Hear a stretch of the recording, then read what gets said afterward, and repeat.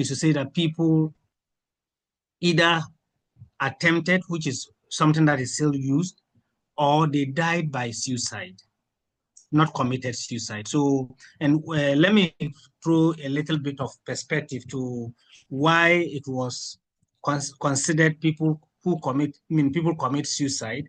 And so it was more criminal in the sense that this is at the colonial era. What happened was that if you will want to decline working for your master, who was the colonial man, or who were the white people, what it means is that you either forfeited one activity or the other, or because you found yourself in a state that was dehumanizing. Some people thought that the other way is to leave this earth, and they did that through suicide, dying by suicide. And so if you make an attempt and you fail, what the master will then do was to punish you in such a way that you will never consider such a thing. And that probably has been one of the things that hanging in our books until 2023, when we got that beautiful repeal of it, where people then say that if people make an attempt or are insinuating suicide, these are not criminals. These are not people we should mock at. These are not people we should stigmatize. These are people who are battling and who need mental health support. And so it came up very beautifully, and in the Mental Health Act of Ghana, you will find it there, where when you find individuals who attempt, then the idea is not to call the policeman, call a mental health professional. Who are the mental health professionals? So we have psychiatrists, we have psychologists, we have counselors, we have community mental health nurses, we have psychiatry nurses, we have clinical psychiatry officers, we have pharmacists that have specialized in psychotropics, we have social welfare professionals. All of these are, so you see that it's a whole lot of people. So sometimes people are struggling to even find out who is a mental health professional. And these are the people we are talking about. And now, even in the Ghana Psychology Council, what has happened is that they have extended that to ensure that individuals who have some background in psychology are registered and have that mental health backing to also provide some level of support. And that is why that door has been open to religious leaders to get themselves regulated so that they can all play a role in the mental health space. So if you look at this year's theme, putting it in perspective, I'm just telling you the narrative, why the narrative must change. And as a country, we started changing as far back as 2012, when we passed the Mental Health Act as a country, which is a beautiful law by all standards in the sub-region and in the world at large. And so it means that since 2012, we have been changing the narrative until the repeal of the Criminal Offences Code, which also included issues of suicide, meaning that people needed to then begin to look for help instead of criminalizing and sending people to court. So this is actually the situation that we want to change as a narrative. And if you look at this year's theme, what it means is that we need to break silence. We need to break the stigma surrounding suicide. How do we do that? We need to encourage open conversation on the concept of mental health. And that's why mental health advocacy everywhere, in school, in the community, on radio, at the health facility level, becomes very important. So once we break the silence and do the talking, the stigma surrounding mental health and suicide will be minimized, and people will openly be more ready to have a conversation around whatever the challenge is. And we also need to focus on prevention, because the truth is that you don't know where somebody is and what they are doing. So we need to focus on prevention. And under the prevention, what do we need to do? And those of you who have done a little bit of public health, they'll tell you have 3 levels of prevention. primary, secondary, tertiary. Other people will say, I mean, there's even a fourth one, which starts even before primary. So, but let's even leave it at this three. What it means is that we need to provide information for people to make informed choices. And that is at the primary level. So if you are in an organization that is helping young people to make choices regarding life, helping young people to make decisions regarding what you're doing, you are helping towards prevention. That's a primary. Then at the secondary prevention, what it means is that some people would have heard at the primary level, but they didn't take so much precautions. So if they have found themselves what, then we need to treat them. And that's a secondary prevention level. Then from the secondary prevention level, we're talking about rehabilitation. That's tertiary care. So sometimes a number of people that will end up contemplating suicide will often have a mental health undertone. It could be depression, it could be PTSD, it could be some level of psychological issue that they are not able to deal well. A reason why they think the best way to do this is to leave this earth. And so that's the preventive part. Then we have the supportive part where we need to anchor it directly under the team, which is supposed to be our focus now. The focus now should be more of support. And where will the support be coming from? We're looking at the family, we're looking at the community, we're looking at the organization. And I'm sure what Empowered Mind has been doing all this while, basically is to say that we want to work with young people, we want to work with individuals with need, and we want to work with women or whatever group that you are working with. That support you have been given goes a long way to let somebody put on some hope instead of wanting to give up. And so that's the support that we are looking at for. It could be from the organizational, it could be from our religious system, it could even be from our own friends. Then we are talking about instilling hope rather than fear.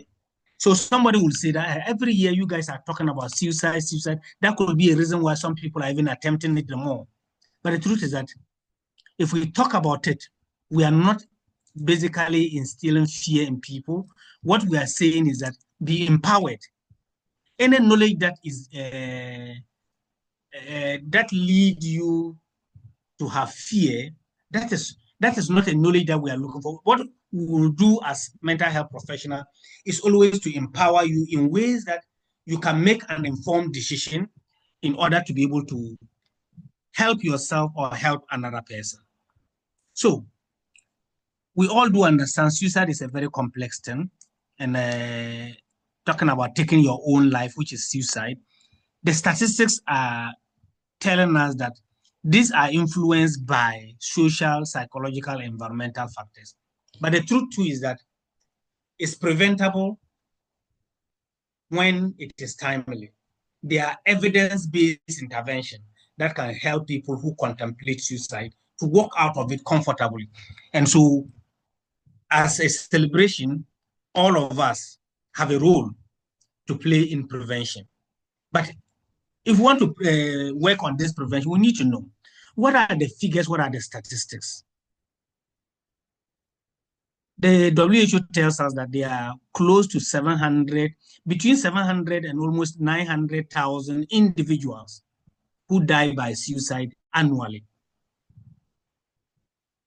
And in every 40 seconds, somebody would have been completed suicide. And in an attempted suicide or in a completed suicide, there are between 3 to 4 individuals who would have attempted. What does this statistics tell us? What it tells us that this is more closer to us than we can imagine. Recently, in the Ghana Health Service, I think their statistics are really not that available, but sometimes, according to the Regional Health Directorate annual performance review, that culminates into what we call the Ghana Health Service performance review. What you often will get is that these statistics tell us that over 15,000 young people in Ghana or individuals often will die by suicide or have had some suicide-related experiences. And all of these points to the fact that suicide often a very challenging experience for young people. And so the age range often given by statistics says that between 15 to 29 and 15 to 29, who are those who are the young people? These are people who are supposed to be entering senior high, should have been within the university, or should have just completed university. And so what it means is that these are the early workforce of a country that are contemplating, and some of them completing it. Scary. But the truth is that this statistics is not supposed to scare us, it's supposed to empower us, even take up more action towards the fight against preventing suicide in our communities. Ladies and gentlemen, I hope, are we together? And am I making meaning for you? Yes, sir. Yes, please. Thank you. So everyone here has a role to play in the prevention. What is that role? In 2020, there was a documentary carried by Joy TV, and I just love that documentary because it has something to do with mental health.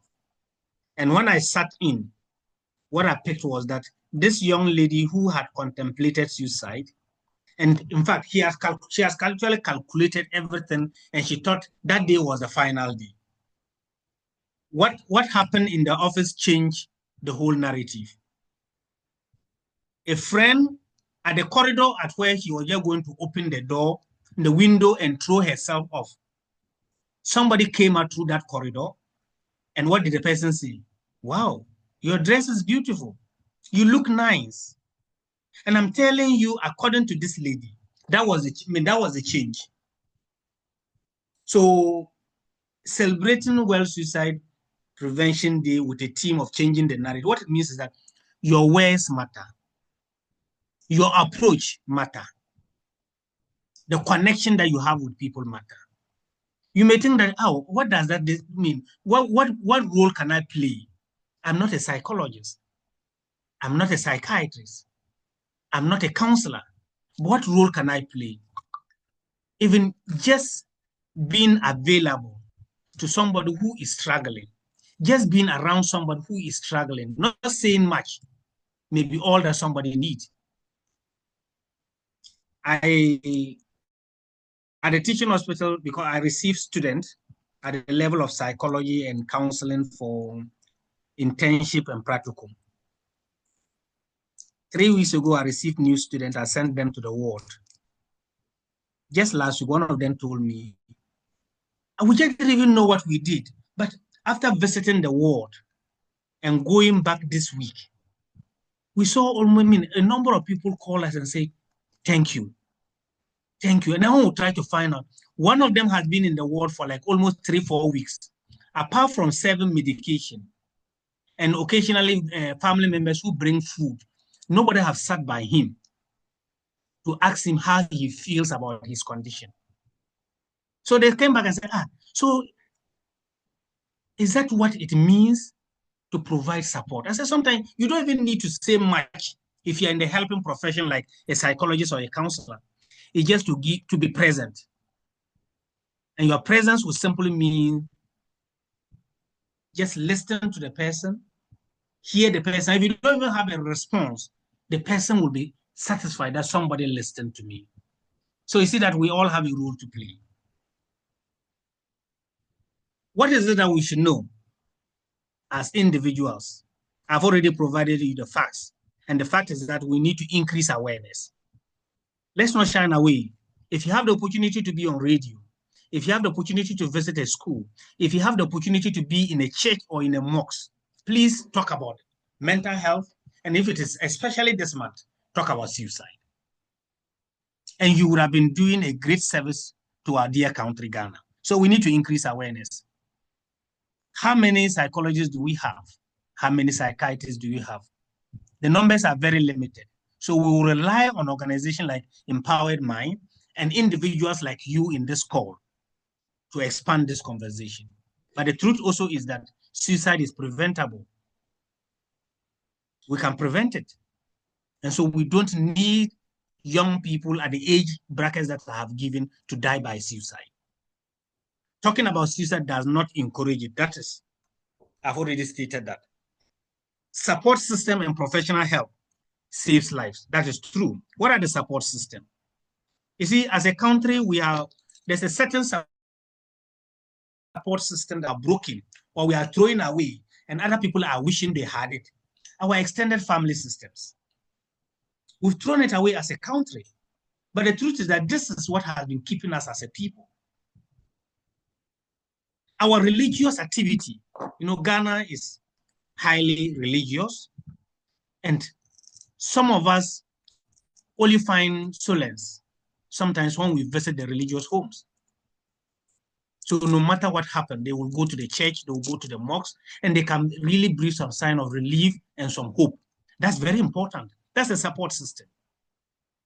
But what we can do further here is that the friends will have, let's check up on them.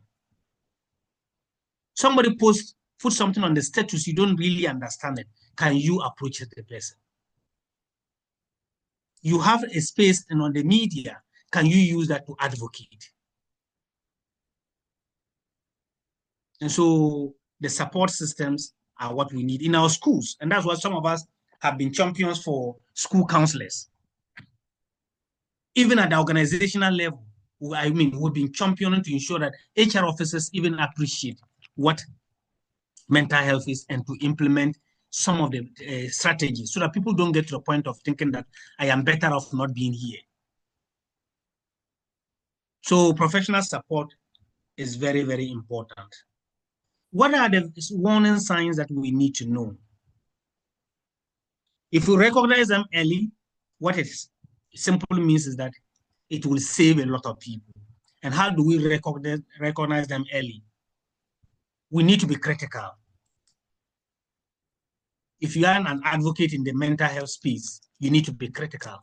Sometimes it's the way people talk to us and we don't pay attention. But somebody could just be giving us enough reasons to say that I am fed up. I have encountered somebody who keep talking about, in fact, this young lady was actually cutting.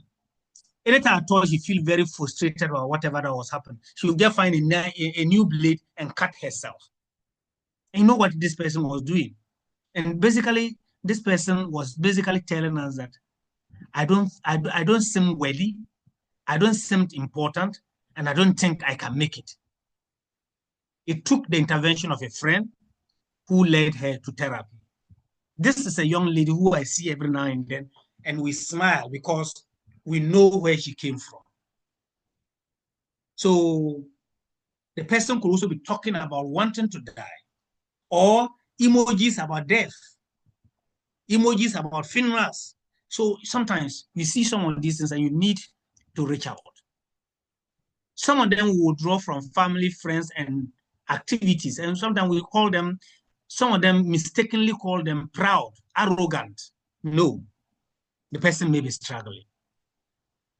You could be that voice to say that, yes, I've seen that all of a sudden you no longer participate in our group activities. You no longer, connect with me the way you used to. And you are no longer like that individual I knew before. At that point, the person may tell you there is nothing. The person may open up. It depends on the level of sincerity with which you are asking such a person. Sudden changes in mood, behavior, or sleep. The person could be sleeping too much. I have this week, I've encountered a young man who sleeps from 6 a.m. to almost 6 p.m. Between 6 and 9 p.m., he sleeps. And then he wakes up somewhere after 12, 1, between 12 and 3. So I told the parent, please check up on this young man. It's not normal, it's not usual. Behavior become more risky in the activities, either overindulging in substance or driving recklessly, riding recklessly. And you just know that, no, this person has an intention. Sometimes there is lowness of mood, anger, sadness, disappointed, and all of them. And you can see it written all over their faces. If you are observant, you will take note. I mean, you will appreciate these things. Some of them, it could be as a result of some of the sign could just be increased drug or substance use or alcohol use. What is it that you can do? What are the ways you can support individuals who are contemplating or not to even consider suicide, because it is not an option at all. It's not an option in the life dispensation. Listen without judgment. Listen without judgment. Encourage, I don't know if I need to explain this, but just be available, be around, be seen, and let the person feel you. Very, very important. This may just be what the person needs. This young lady I've just talked about, it was because of the availability of a colleague at the worksite saved her. And when she told her story, she now told us about the children she has been taking care of, her own children that she thought of leaving this world and leaving them behind. Encourage people to seek professional help and therapy. You see, seeking help is not, or going into therapy is not a sign of weakness. It's a sign of strength. I keep telling people who seek for therapy are people who know what they want, but they feel challenged at a point in time, and they think therapy is one of the ways to get out of it. So to seek therapy is not a sign of weakness. To seek therapy is a sign of strength, and we need to encourage people to speak. We know there is a challenge, especially when it comes to males, about seeking help.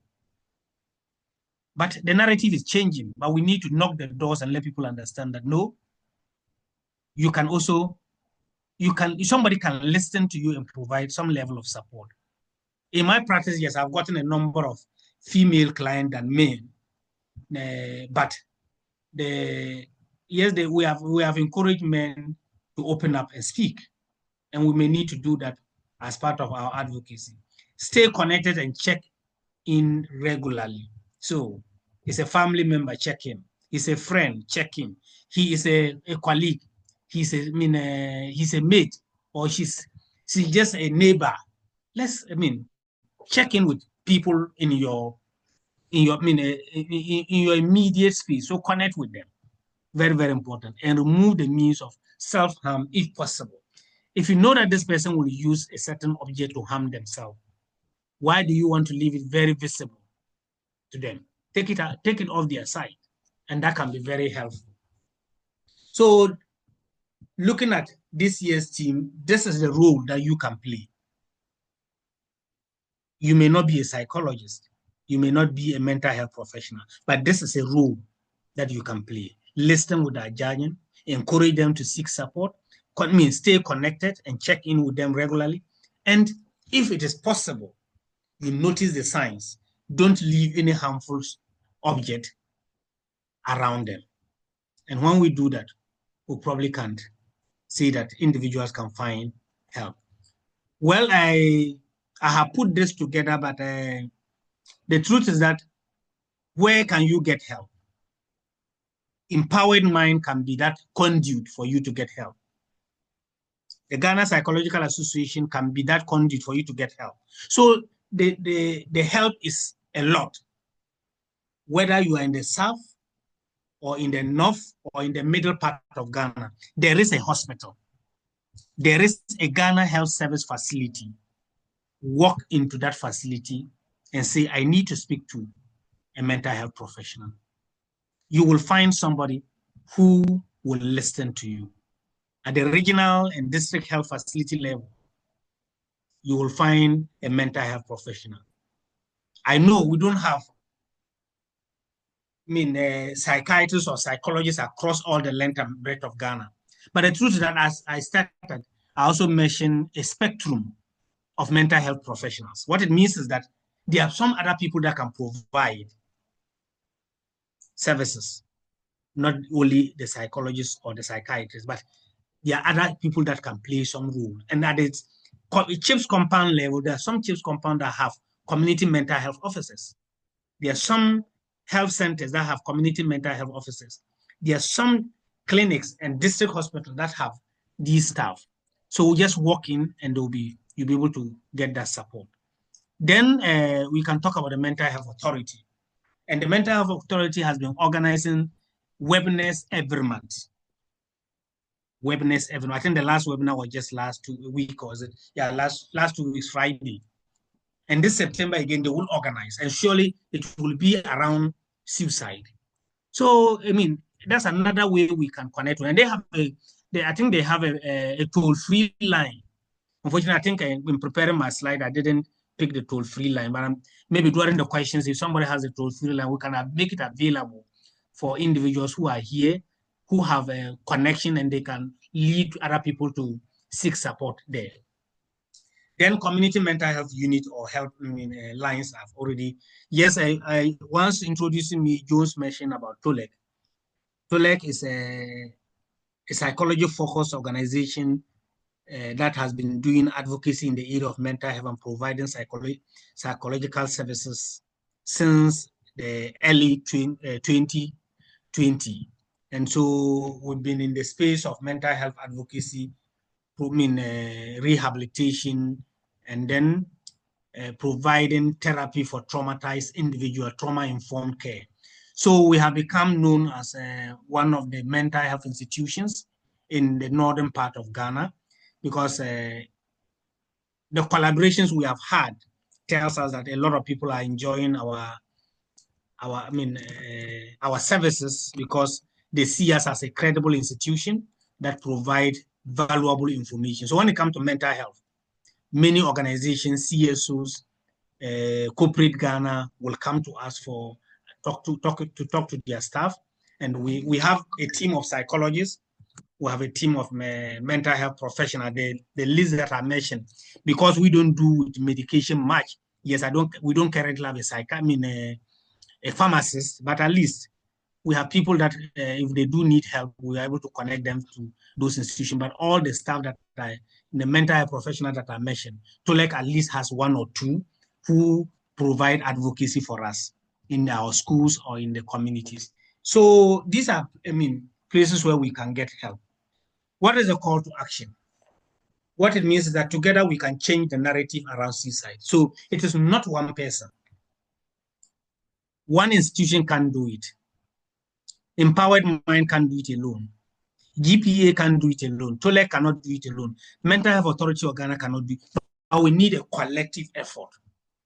And that collective effort should be geared towards breaking the stigma, educating communities, providing compassionate support, and saving lives across the length and breadth of Ghana. So what we are doing today may look simple, but I can tell you the rippling effect of it. If each of us here decide that we are going to take up an opportunity like what we do at the Ghana Psychological Association level, when we are celebrating our psychology week, we task all our members to speak to at least 10 persons, the 10P approach. So what it means is that if you will take up an opportunity as an organization, if you have 10 staff and you task each of them to talk about suicide, what it means is that by the close of this month, you would have reached close to 100 people. And imagine after you have reached 10 people, you ask each of them to also reach 10 people. See the rippling effect at the end of the month. So we have a role to play, and our role can be in advocacy. Some of us, we can play dual roles. We can do advocacy, you can provide intervention, but you can do advocacy. And some people can also go into what I call some level of policy lobbying. And fortunately, as a result of advocacy, we have gotten to the point where we have a mental health act, we have the repeal of the criminal offenses code, and then we have other opportunities that is championing mental health in our environment. And if we do that as a team, as a group, what it means is that we will be contributing to changing the narrative.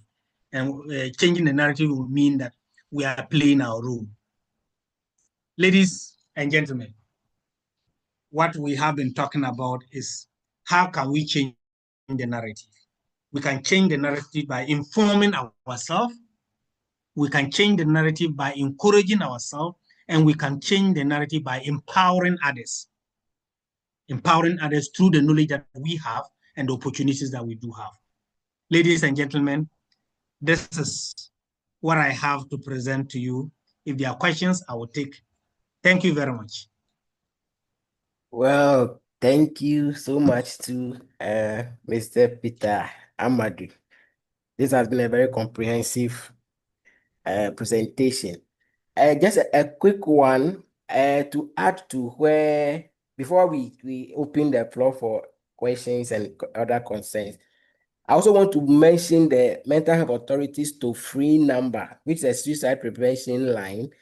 In case all the places that have been mentioned by Mr. Peter to visit, the health centers, the mental health unit, Ghana Psychological Association, TOLEC, Empowered Mind, if you just want to make a phone call, this is a toll-free number where you can reach out to. So let me mention it.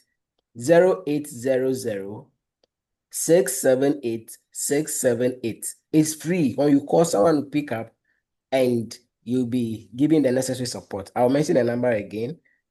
0800 678 678. That's Mental Health Authorities toll-free number. It's also a suicide helpline for Ghana. So anyone in distress can always call. It's a 24-hour number. All right. Once again, thank you very much, Mr. Amadu. So, ladies and gentlemen, you've heard the comprehensive discussion.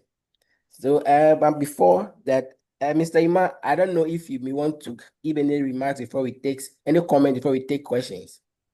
Mr. Dade, my co-host. Okay. Thank you so much, Mr. Amadu Peter. Forgive me if I have not pronounced it well. Thank you for such. Thank you for such a comprehensive presentation. We are so much grateful for the presentation. Mr. Jones. Yes, sir. Thank you once again. I do like the questions to be asked. Maybe in later part of it, I may add my contribution. All right. So thank you very much. Ladies and gentlemen, if you have a question, you can just use the raise hand button. You'll be called. If you have any contribution, you want to contribute, you can as well contribute. You can also put it in the chat box and we will read it out for you. Yes. So the floor is open for us to interact.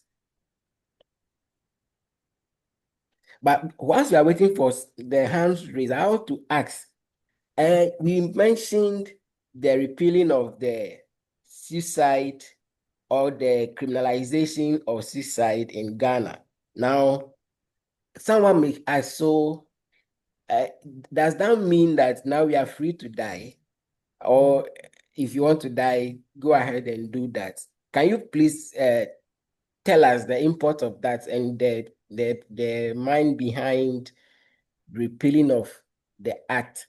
Because I think it's still in the community that repealing it is not right because it gives a guarantee to people to die.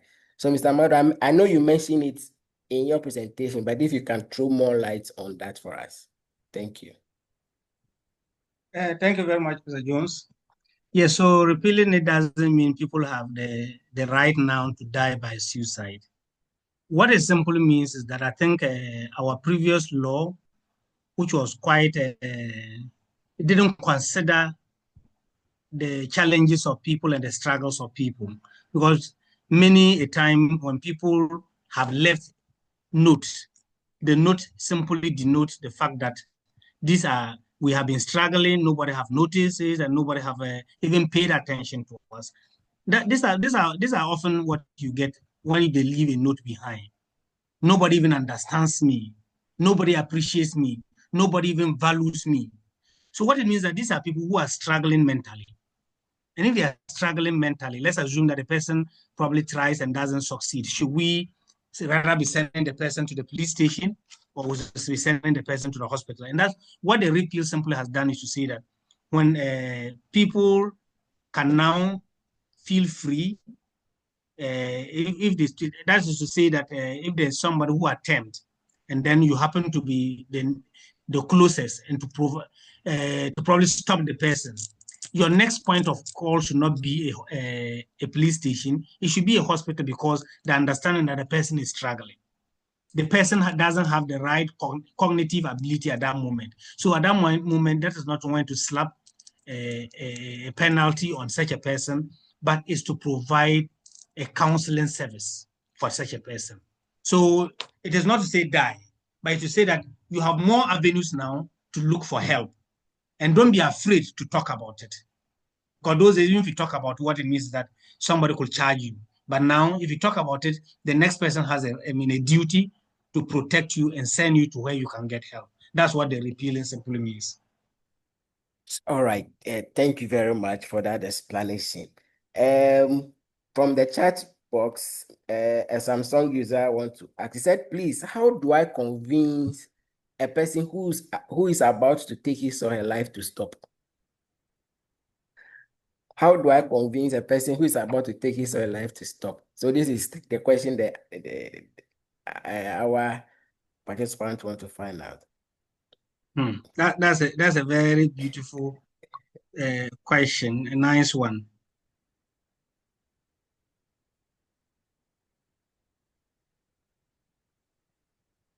So that is a concept we call admin. So basically, it's sometimes very difficult to try to stop somebody who has been gotten to the point of thinking that I've seen it all.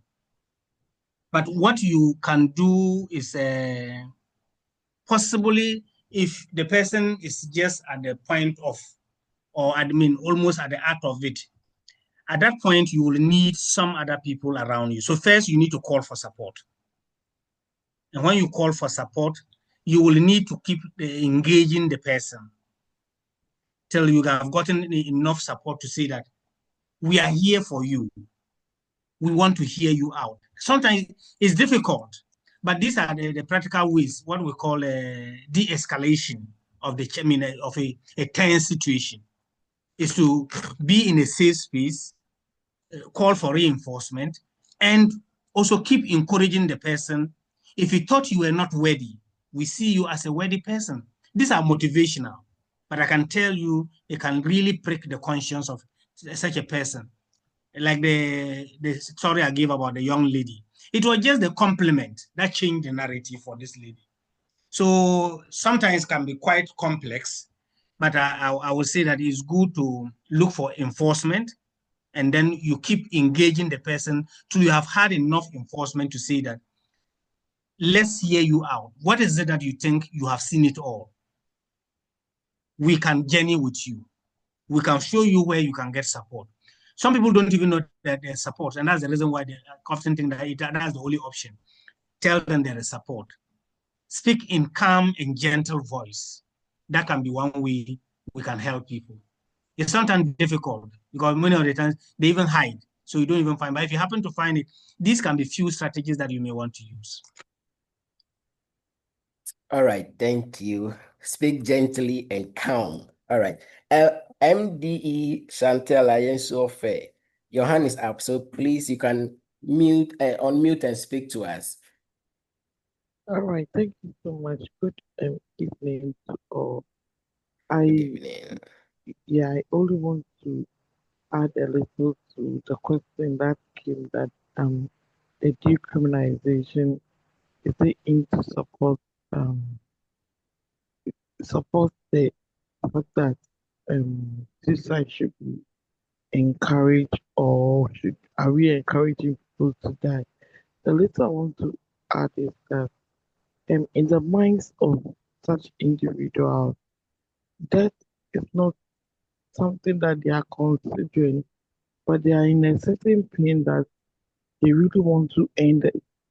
And as a result of ending it, the death happens. So the decriminalization is also encouraged, but to give them hope, like we are advocating right now, that that pain that you think it should end, there is hope. For somebody has been diagnosed of a certain ailment that he or she feels like, oh, for me to go through all this pain, why shouldn't I end it all? But the truth is that the next person you may speak to, but I've gone through that situation and I've gotten resolution or healing from it, which the person can help you with it. So that's the letter I want to add. So I think All right. Thank you very much, Madam Chantel. Okay, so if I come back to the chat, Gifty says, good evening. Please, during education on suicide, is it advisable to talk on the ways by which people die by suicide and things to use? Gifty, I have to rephrase your statement because we are encouraged to say die by suicide than to say commit suicide. So I have to rephrase and yes. So next time let's get familiarized with the use of die by suicide because suicide is not a criminal act. Okay. So Mr. Madu, Gifty want to find out, is it advisable to talk about the ways people die by suicide when doing health education? It's a very tricky one. In other jurisdiction, I think in the early 2000s, there was that concept or that concept where we were hearing copycat suicide. I don't know if you heard about it. And that terminology came. That was because the media were exposing and showing people how to die by suicide. So some people are copying and dying by suicide. So copycat. Yes, to a certain group of people, you may not just need to explain that people die by suicide. And with another group, you may need to be very explicit. And so sometimes it will depend on the audience because information, as I said earlier, is meant to empower us but not to scare us. And so if you realize that you have a population that have the tendency to rather misconstrue your information to mean that you are giving them weapon to complete it, then you may need to be quite careful. So it depends on the audience. But generally, I have often, in my advocacy, talked to people and also made them understand how maybe what types of the ways people have died by suicide. But over the period, I really haven't had anybody who said that because you have done this, we have heard somebody who used that method. Yes, people may want to, but again, your audience will matter, and sometimes the encouragement, spelling it out may not also mean you are giving them a lances. But the truth is that for some people who are naive about the processes, may want and very curious, may want to try, and that's how the gauging your audience is very important in providing that information. Gifty, I don't know if I hope it was Gifty that asked the question. I don't know if I attempted answering you. Yes, it was Gifty who asked the question. But Gifty, if you have a follow-up, you can ask. But if I should get the explanation, well, so Gifty, what Sir is saying is, let's say, for instance, you are doing a presentation to colleague health workers on suicide and suicide prevention. So you may need to, based on the research that you've done, let your participants know the various forms people use in doing such a thing. And then you also look at the vulnerability level of the group involved that you are. Are there people who may want to be interested to finding out what to do, or they are there to learn to know what it is? If you are reaching out to health workers or advocates, you may have to educate to show some of these things. So it depends on the people you are reaching out to. However, using graphical things, it should be done with caution. Yes, that is how I get it. So, but Gifty, if you have a follow-up, please, you are free to do so.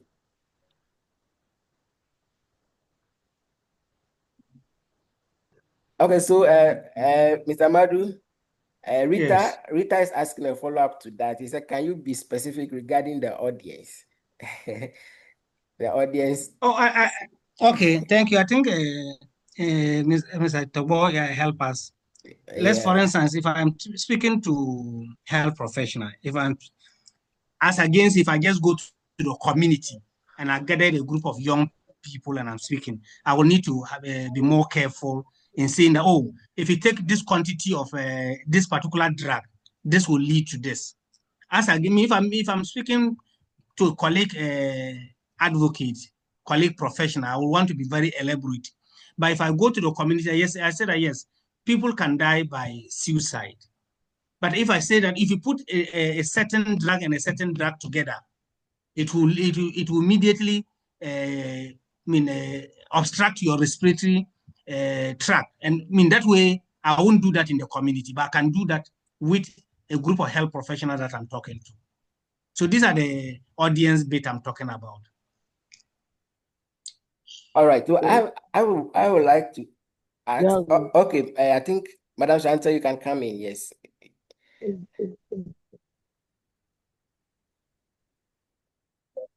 so sorry. Okay. All right. I need So to move my mind. so I want to ask, faith, the role of faith when it comes to suicide prevention. What role does it play in there? Can we talk a bit of faith and suicide prevention? Yes.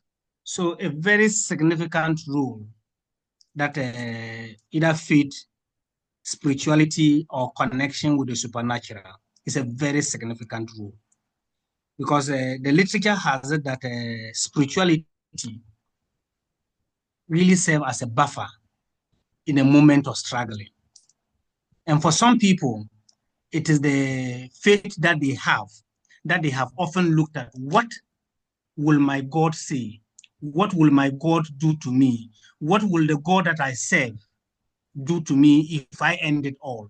Often been the reason why some people will say, okay, because of the God I serve and because of the religious activity I undertake, I want to withhold myself. And sometimes, because of the activities that we do regarding our faith, you belong to a certain group, and that group has meeting, and they are either opening the Bible or they are opening the Quran or they are giving you some motivational messages.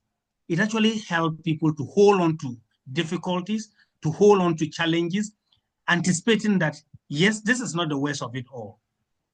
Today may not be a very lucky day for me, or this year may not be the best, but I know I serve a living God. So it often has served as a positive role in helping people to refrain from harming themselves.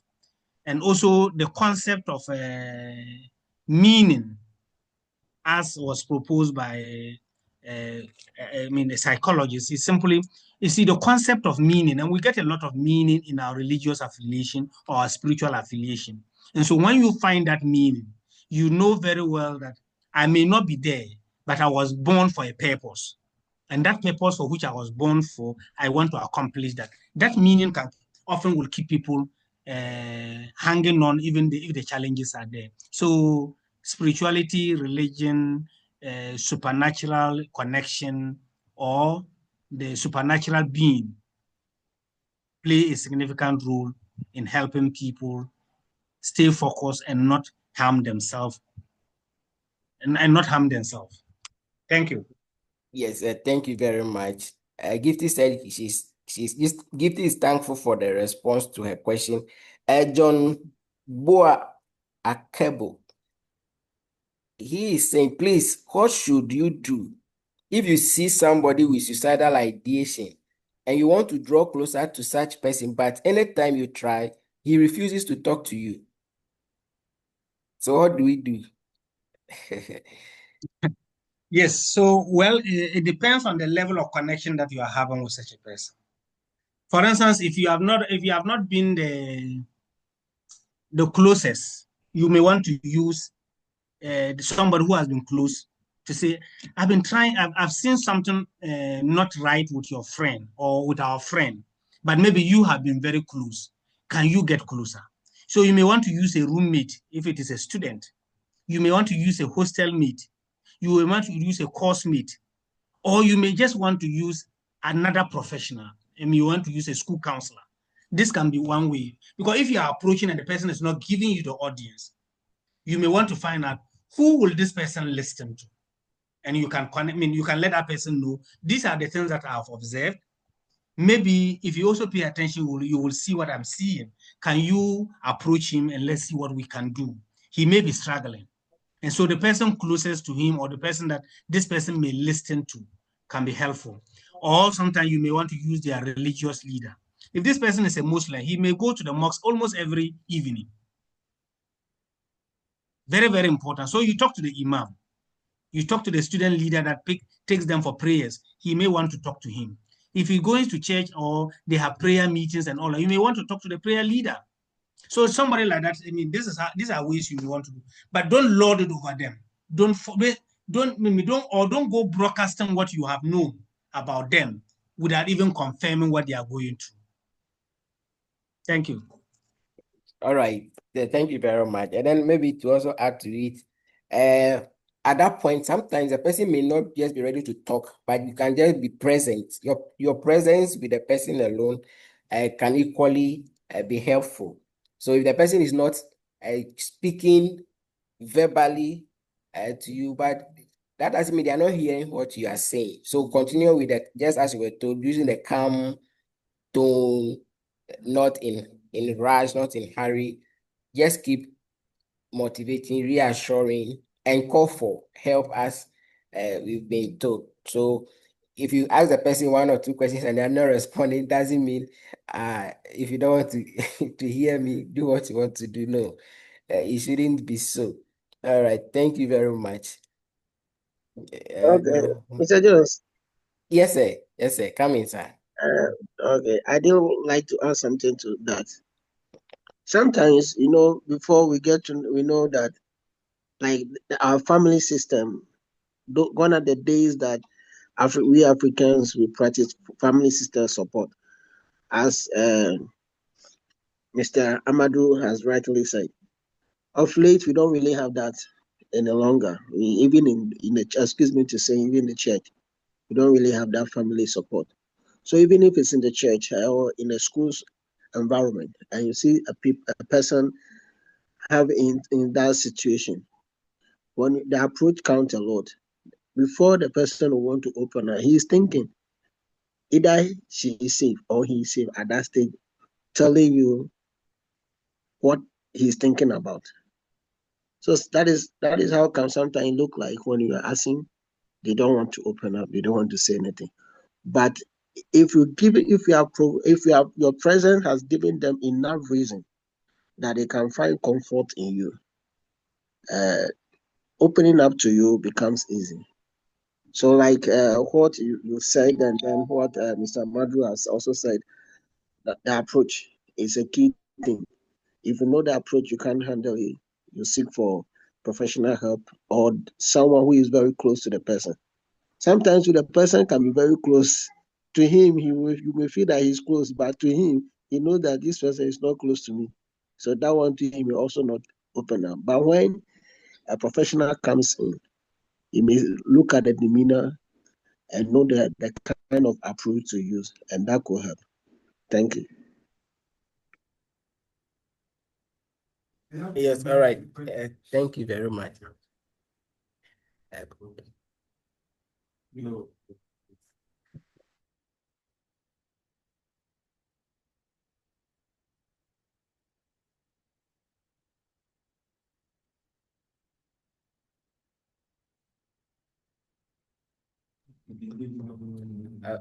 Are there any other questions?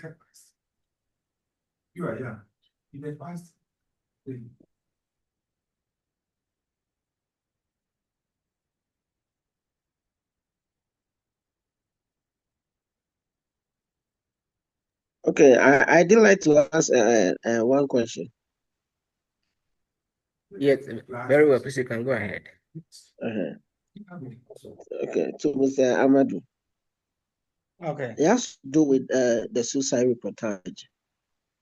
how particularly our vloggers, content creators these days, hungry for content to create. And we all know that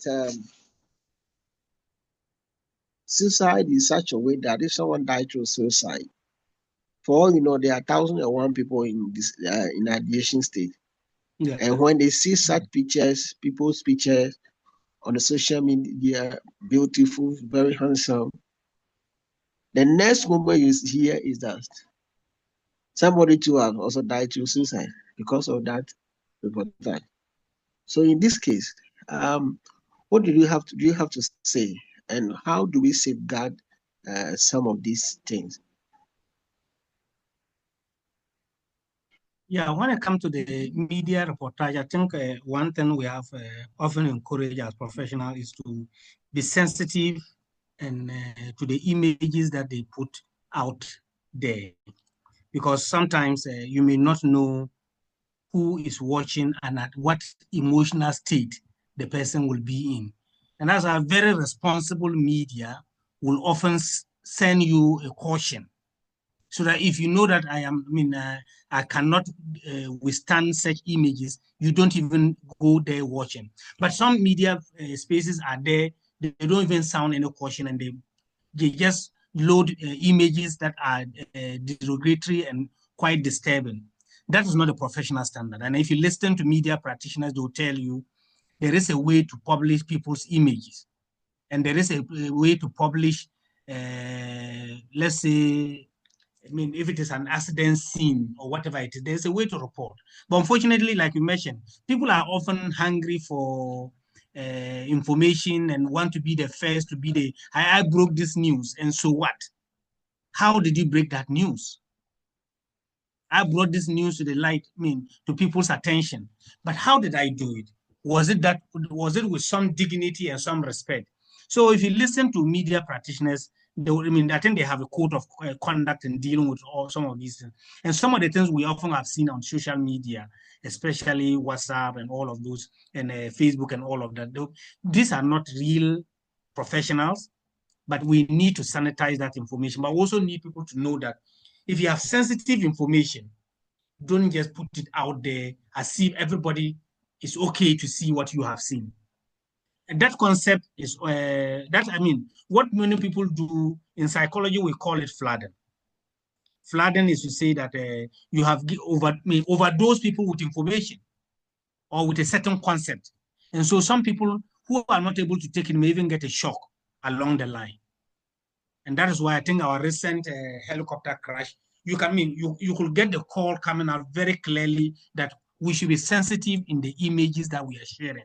And then I think at a point, they were really not images from the scene that were being posted, because people got to know that these were sensitive issues. And so is to respond responsibly, be sensitive to the viewer, and you also be sensitive to other individual who may be directly affected by whatever that you're posting. I think this is what we often will tell the media when we are, engaging them as part of using their medium for advocacy. Thank you, sir. All right. Thank you very much. Please, can I ask a question? Okay, please go ahead. I'm Rita. Yes, go ahead. I posted a question, but it looks like it has disappeared. Regarding the audience thing that we were discussing earlier. I want to find out, in the course of maybe giving a talk or an education on suicide prevention to, let's say, a church or the people in the neighborhood, do I make mention of the mode of the dying through through suicide prevention, or keep mute over it? Or do I even go ahead and ask them to give me examples rather than me coming out to tell them? Thank you. Thank you, Madam Rita. I think, well, sometimes if you engage in individuals in a certain secular space, either a church, a mosque, or just in the locality, yes, you may also want to know what they know. So sometimes it's good to let them fill you in. So if you know that, oh, they already know ABC, but they've been leaving, nobody has made an attempt, you may want to talk. I mean, you may want to put some bit of information around it to say that, yes, these are some means that people have died by suicide, but that is not to say I am encouraging you to also use those means. But sometimes maybe to be very explicit, to say that, especially when it comes to combination of substances, or when it comes to especially those who are health workers, you know, we have certain veins, we have certain arteries that you just need to, that at that point, you know, you may need to be very careful. But if they mention them, you may want to throw more light. But if they, so that as a community, they know very well that, oh, some people have taken alcohol overdose. Some people have taken either use a rope or whatever it is. Then, I mean, knowing this, but these are people who are sitting before you and have ever encouraged themselves not to get to that point.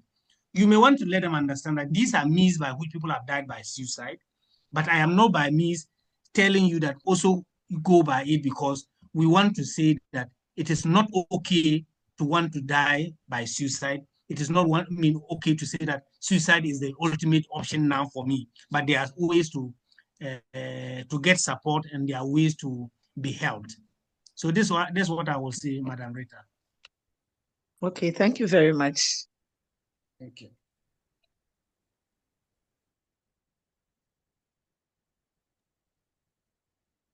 Okay, thank you, everyone. Please, is there any question again?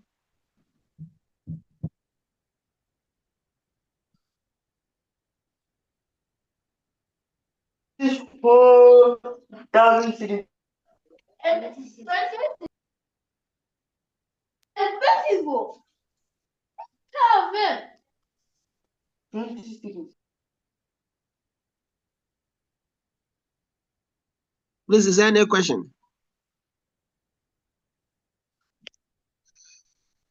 Okay, if there's no question, Mr. Imam, please, I think you can take it up from there. There are some comments in the chat. If you can take them, and then we wrap it up. Thank you. Thank you.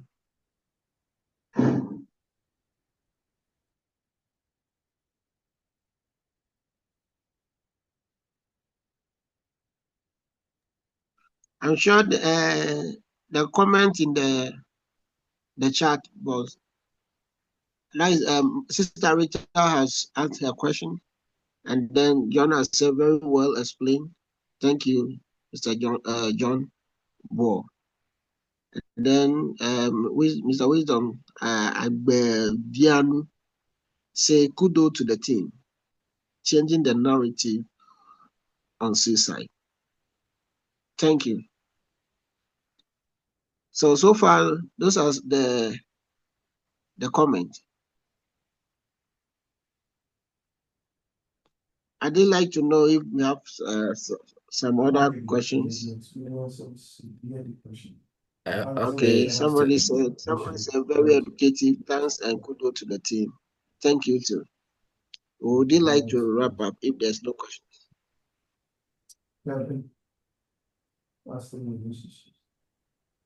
Okay, so in the absence of any further questions, I would like to say thank you, Peter Amadu.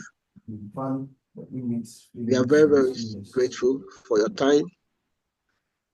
We say God bless you. And then also to Mr. Jones Tabo for this wonderful moment. I don't know if, okay, I need to ask him. Mr. Amadu. Yes. Please, somebody is asking if you share the slides. Oh, I'm not. I'll send it to Jones. Okay. Okay. So please, you'll be sending it to Mr. Jones, and then how to get it. I'm sure many of us know Mr. Jones Tabo. Then we can get it from there.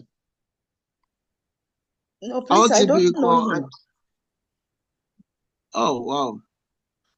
Mr. Jones, please, can you put your contact on the comment section? Okay, his contact is I just 05. did, sir. Okay, thank you so much. 0541 901877. The contact is on WhatsApp as well, so you can just WhatsApp him or call him. Please come again. 0541. Yes, 908177. 8177. 18, All right, not thank 81. you. 1877. 1877. Okay. So somebody say he will So share it on the. 0541901877. That is it. All right, thank you. You're welcome. Somebody said he will share it on the pages. On the pages we got the Zoom link. Okay, that is fine. And then another person said, we are grateful for your time with us. God bless you all. Amen. Oh, and bless you too.